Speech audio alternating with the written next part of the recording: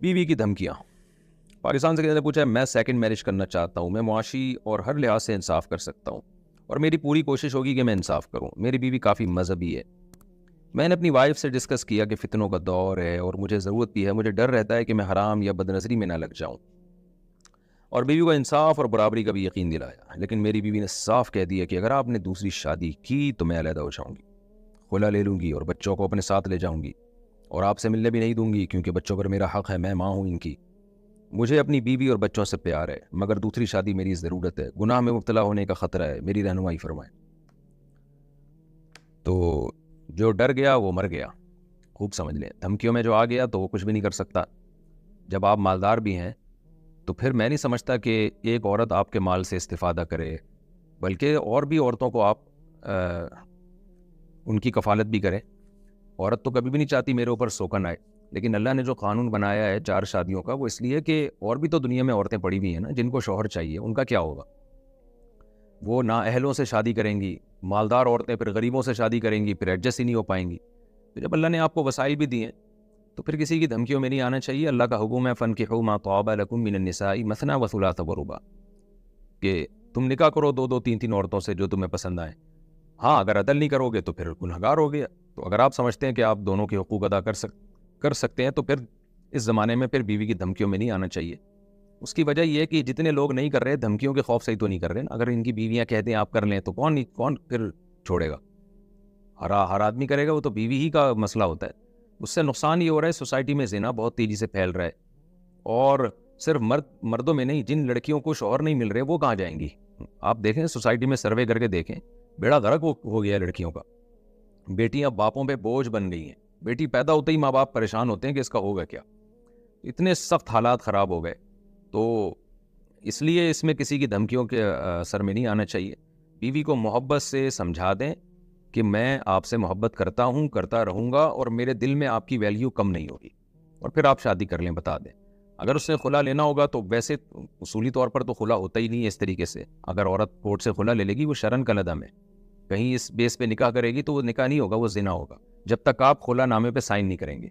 دوسری بات ہے کہ بچوں پہ یہ کہنا کہ ماں کا حق ہے, ماں کا بھی حق ہے, باپ کا بھی حق ہے, دونوں کا حق ہے.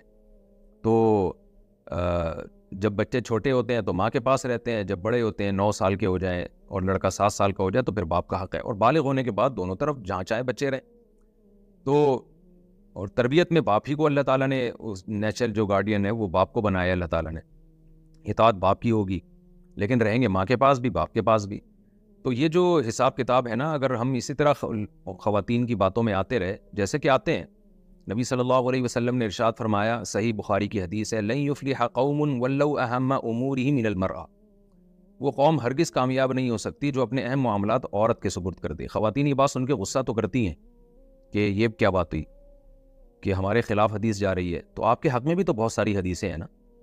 اللہ تعالیٰ نے سربراہ اور ڈیسیجن میکر جو بنایا ہے وہ تو مرد کو بنایا ہے, کیونکہ اگر اسی طرح خواتین کی حکومت شروع ہو گئی اور شادی بھی ان سے پوچھ کے کی جائے اور آگے بڑے بڑے فیصلے بھی ان سے پوچھ کے کیے جائیں تو نظام عالم برباد ہو جائے گا. گھروں میں دیکھیں نا, جن گھروں میں مردوں کی نہیں چلتی, عورتوں کی چلتی ہے, خواتین کی چلتی ہے, تو ان گھروں کا حشر تو دیکھیں کیا ہے. آپ خود جا کے دیکھ لیں, فیملی سسٹم تباہ ہو جاتا ہے پورا. تو اللہ تعالیٰ نے مرد اور عورت دونوں کی نیچر کو دیکھ کے احکام نازل کیے. عورت کے حقوق میں اللہ نے یہ نہیں کہا کہ اس کو سربراہ بناؤ, بلکہ عورت کے حقوق میں یہ ہے کہ اس کو رسپیکٹ دو, اس کو محبت دو, اس کے حقوق پورے کرو. جیسے ہمارے نبی صلی اللہ علیہ وسلم اپنی زوجہ حضرت عائشہ سے محبت کرتے تھے.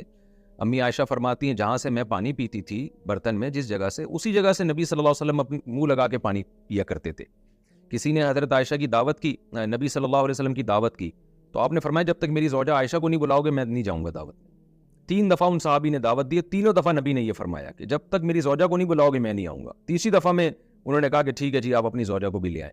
تو محبت دینی ہے عورت کو, لیکن سربراہ نہیں بنانا. نبی صلی اللہ علیہ وسلم گھر میں سربراہ پیغمبر ہی تھے. تو آج وہ یہ گیا ہے کہ محبت تو دیتے نہیں ہے, باپ بنا لیتے ہیں اس کو. تو محبت دینی چاہیے, باپ بنانے کا حکم نہیں ہے, اس کو سربراہ بنانے کا حکم نہیں ہے. تو سربراہ گھر کے مرد ہی ہوں گے, ڈیسیجن میکر مرد ہی ہوں گے, ڈیسیجن پاور بھی مردوں کے پاس ہی ہونی چاہیے, ورنہ سارا نظام تباہ ہو جائے گا. اور اس میں عورت کا بھی فائدہ ہے. اگر آپ مرد میں ڈیسیجن پاور نہیں ہے, وہ فیصلہ نہیں کر پاتا, تو اس میں نقصان کس کا؟ عورت کا ہی ہو رہا ہے نا. اب آپ بیوی کی دھمکیوں میں آ کے اگر جس طرح سے آج کل مرد کیا کر رہے ہیں, دوسری شادی نہیں کر رہے, تو نقصان کس کا؟ مرد کا تھوڑی ہو رہا ہے, عورت کا نقصان ہو رہا ہے.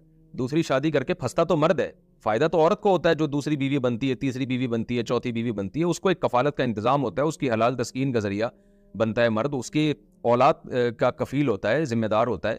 تو اس کو تو بہت سارے فائدے حاصل ہوتے ہیں. تو یہ فائدے عورت ہی کو تو حاصل ہوتے ہیں نا. تو عورت ہی عورت کا نقصان کر رہی ہے ہماری سوسائٹی میں. تو اس لیے میں پھر بھی یہ کہتا ہوں, بہرحال یہ عورت کی نیچر ہے, وہ سوگن برداشت نہیں کرتی, اور یہ اس کی نیچر کا حصہ ہے. تو عورت کو دھمکیاں دینے دیں, بیوی کو دھمکیاں دینے دیں. وہ اگر دھمکیاں دیتی ہے تو سمجھیں یہ نیچرل ہے. کوئی عورت یہ نہیں کہتی کہ آپ جائیں کائنڈلی ایک اور شادی کر لیں. تو ایسا عورت پہ اچھا بھی نہیں لگتا اور کہنا بھی نہیں چاہیے. عورت کی محبت کا تقاضا یہی ہے کہ بھائی آپ صرف میرے ہیں, ٹھیک ہے, یہ اس کی محبت ہے. متنبی ایک شاعر ہے نا, اس نے کہا تھا لِأَحِبَّتِي أَن يَمْلَؤُوا بِالصَّافِيَاتِ الْأَكْوَبَ وَعَلَيْهِمِ أَن يَشْرَبُوا وَعَلَيَّ أَلَّا أَشْرَبَ. کہ شراب خانے میں جاتا تھا تو اس کے دوست اس کو بھی پلاتے تھے شراب پیو, یہ شراب نہیں پیتا تھا. تو یہ کہتا تھا میرے دوستوں پر یہی لازم ہے کہ مجھے پلانے کی کوشش کریں, کیونکہ ان کو شراب سے محبت ہے, تو وہ ان کا اکرام اسی میں ہے کہ مجھے پلائیں, لیکن مجھ پر ہے کہ میں نہ پیوں, کیونکہ میں شراب کو گندا سمجھتا ہوں. تو بیوی پر یہی ہے کہ وہ آپ کو دوسری شادی سے روکے, اس کی محبت کا تقاضا ہے, اور آپ کی مردانگی کا تقاضا یہ ہے کہ آپ نہ رکیں.